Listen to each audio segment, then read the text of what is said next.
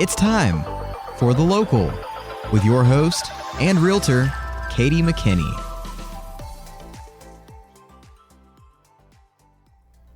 Hey guys, it's Katie, and today I have the privilege of having Lori Messenger here on the podcast. Lori, thanks for being here. You're welcome. Thanks for having me. Of course. So Lori and I would consider her second mom to me. And she may not want that name, or she may, I don't know. But Well, sure, I'll take that. But we know each other really well. But what I thought was really important is to have Lori on to talk a little bit about counseling, kind of her journey to counseling. So Lori, introduce yourself. Who do you work for? Where do you work? And Okay. yeah. Sure. I'm a licensed professional counselor at Red Canyon Counseling. I work with Jason Hillman. He's also an LPC. And another coworker I have there is Delinda Hicks, and she's a social worker. So we all do counseling. Delinda's part-time, and I'm really part-time too. Yeah. I work about 3 days a week. But Yeah. I started my counseling journey. I guess I didn't know it had actually started when I was a freshman in college. Started out a business major, and then thought, well, I could go into nursing, and dabbled in that a little bit. And then a lady showed up at a youth group one night who had an autistic son, and she asked for volunteers to work with her son. And I started doing that, and that's kind of the first time I thought about counseling. And then I was at Oklahoma City University my first year, transferred to Oklahoma State, and started into a counseling field. And then I went after my bachelor degree, I went to Southwestern at Weatherford, Oklahoma, and got a master's there. Excellent. And what year did you move back to Woodward? I know you're originally from Vici, but when did you move to Woodward? In 89. 89. Okay, excellent. Did you start counseling then? No, well,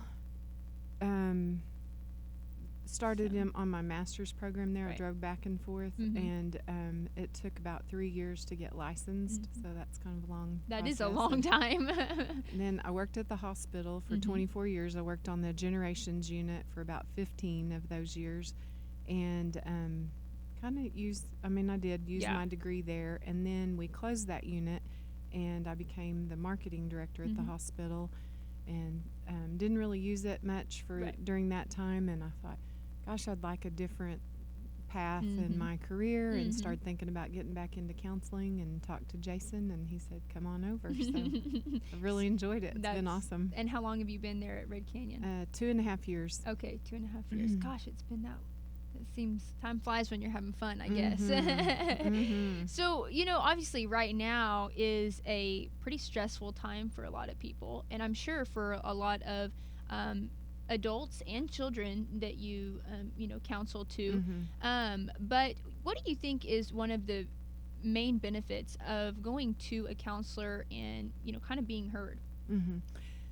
I think that there's a lot of things out there you can do on your own, like podcasts. Yes. I listen to a lot of self-help type podcasts and motivational podcasts, but sometimes I think you need that relationship with a counselor, because you can hear about a lot of things but not really apply them in your life. Right. And so coming to counseling, it's a chance to vent, and there's some of that goes on, but it's also a little bit of accountability. Yeah. Like, all right, Katie, did you actually do Follow what we through? were Yeah. Have you been meditating? Stuff like that. But Yes, yeah. it's part of it's the relationship that you build with a counselor, and the ability to learn some new coping skills and work through some past events. One of the things I'm trained in is called EMDR, and I use that a lot in my counseling practice, and it's a form of trauma therapy. Okay.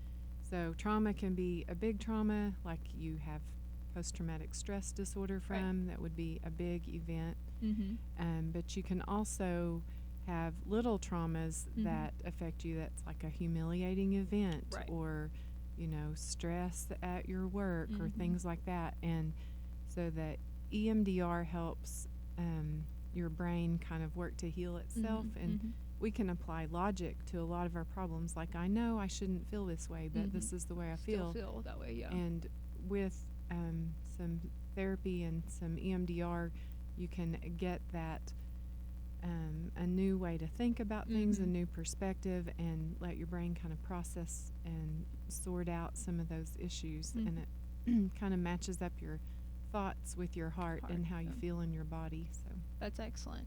It's a lot of science too. I mean, obviously, I'm sure you had a lot of science classes and psychology classes, obviously, when you were in college and then in your master's. But there's so much about the brain. I took a few psychology classes just with education. I guess that's kind of important. Psychology, I had to take adolescent psychology and different things. And there's just there's a lot of science. Your brain is a pretty funny thing. I think it's pretty powerful, isn't it? Yeah. But it also connects to your body. And one thing Lori does very well is she's present with you when you're talking with you're present. And then also kind of getting in tune with your body at the same time, because if they're not all working together, whether it's your diet, your physical activity, or and then your mental health as well. So that's when, don't you feel that's really important as well? Yeah, I do. They say your stomach is your second brain. Yeah, I can believe that. I can believe that. And the brain, you have, these are big words, and I'm really not that smart, but the sympathetic and the parasympathetic nervous system, and you get, when your body is signaled and you feel like you're in danger, and that could be just social anxiety. It's not like you're being chased by a tiger or anything, but that kicks in, and so you have that fight, flight, or freeze response, and recognizing that, using the breath to calm yourself down. And so it's, we all talk goes about hand in hand. all those things. Yeah. So is that kind of what you do when you, like, if somebody were to come to you to have a session, what do you call them? Sessions, I guess. So what kind of, how does it usually work? I know it might work different for every counselor, but how does it kind of work for you, as an example, if somebody's never been to a counselor before? So you come in, and there's a little bit of paperwork to do, which isn't bad, but there's always that. And I introduce myself and tell them about my counseling and a little bit about my life, and then I get their story. And the first session we call the intake, and so we're kind of doing an assessment, and then we kind of work out a plan. And I don't always know how long they'll need to come to therapy, but I would say in general, like, an average would be 6 to 10 sessions. Okay. And, some people don't need to come that long. It's just they might feel better in 2 or 3 sessions, and some may need 50 or 100. I might be one of those sometimes. Can you have trauma from your job? No. Yes, you can, I guess. Definitely. Turns out. So that's good to know. And then after that, kind of, it depends on what's going on. Deal with a lot of depression and anxiety. Seems like anxiety is pretty prevalent these days. Yes. And I think some of that is our social media and our constantly being in touch with, triggers. Your phone dings, your heart rate goes up a little bit. And we're just not, we didn't mention this, but I also really love yoga, and that's I think a very helpful coping strategy. So yoga is not only about the exercise and stretching, but it's about quieting your mind and being still, and that's hard for us to do. I'm as guilty as anyone, so because bad. I'm always in trouble with Mark for looking at my phone. You hear it buzz and you've got to pick it up. You're gonna get the shakes if you don't pick it up. I know. I'm the same way. I don't have the shakes, but I get kind of bad. Josh and I are the same way. So just being present with yourself, with your mind, with your body. Yoga, and she's a very good yoga instructor. So I don't know about that. Oh, you sure are. I love it. Well, good. So what do you feel like, because I mean, growing up, I guess, I hope my mom's not listening too much, but we didn't really talk much about counseling, going to a counselor. What do you, and now it's, I guess, a little bit more of a not accepted term, but you know what I mean. Going to a counselor doesn't have as negative of a connotation as it maybe what it used to, but for me, in my experience at least. But what do you feel like maybe are some where do those negative connotations come from, and maybe how can we get over those if we do need to go see a counselor or someone just to help or listen? I'm not sure where they come from. I guess probably from movies or the media or somebody talking about a bad experience with a counselor. But I've found it takes a lot of courage, and it would take a lot of courage for me to walk into a counseling office. So I get that. But when somebody's experiencing a lot of psychological pain, I think the desire to get better can outweigh their fear of going to a counselor, and that's when they make the call. So we all try to make it as comfortable as possible and make them feel at ease. And you know, sometimes the first couple of sessions I do more talking than I would prefer because they're too nervous to open up, and it takes a little bit of time, and that's okay. I agree. And I think, you know, looking back, it would have been really nice even in middle school and high school to have known, you know, and whenever you think counseling, you think negative connotation, or I did at that time. And now I'm like, that's just someone to go talk to that you can trust, and you can they can hear you out. And I think a lot of people just need somebody to hear them in that situation and hear their anger, whatever. So it might be, I think every person that buys a house needs to go through a counseling session. Should we make that mandatory? I think we should. That is a trauma sometimes. We try to make it not a trauma, but you know, it is. They get nervous, don't they? Oh, when they man. got to sign that dotted line.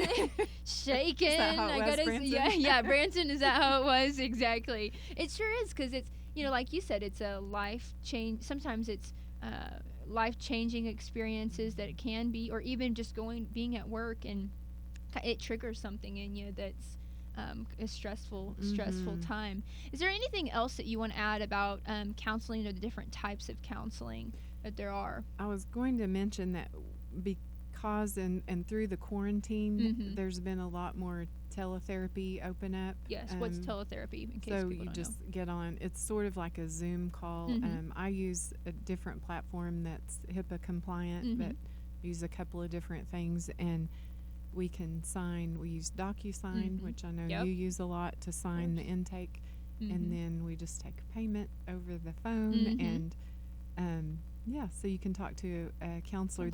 Our rules in Oklahoma is they have to be licensed and physically in Oklahoma to see a client from Oklahoma. So, but you could see. So if you don't want to see someone from your small town that you know may see on the street, then you can access a counselor through. I would look on the Psychology Today website. There's a good database of counselors on there. Excellent. Well, I think it's just so cool to see technology helping people even during this time. I mean, I think there's like 1 billion commercials about how people are helping with with the technology now during the quarantine. All the big companies, you know, they're all trying to do that. But in healthcare, you see a lot of the telehealth being key, because you can't go, you know, in some places you still can't go to, you know, a counselor. I had a doctor's appointment a couple of weeks ago with a Integris physician, and I was in Fort Worth at the time. Oh, man. Sat in the parking lot. Yeah. I didn't have to drive to Oklahoma painful. City. Yeah.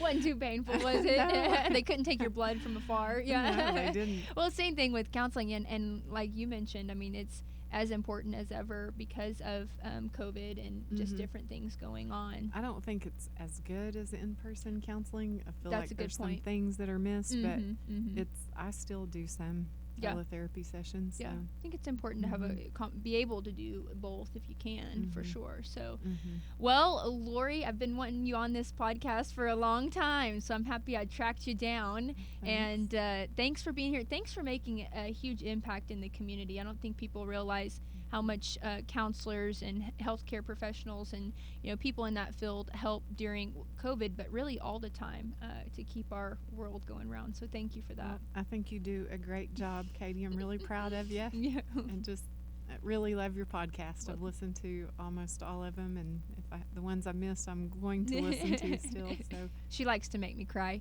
I'm a podcast junkie, so I listen to all kinds. They're pretty helpful. They sure are. Well, Lori, thanks so much for being here. You're welcome. Thanks.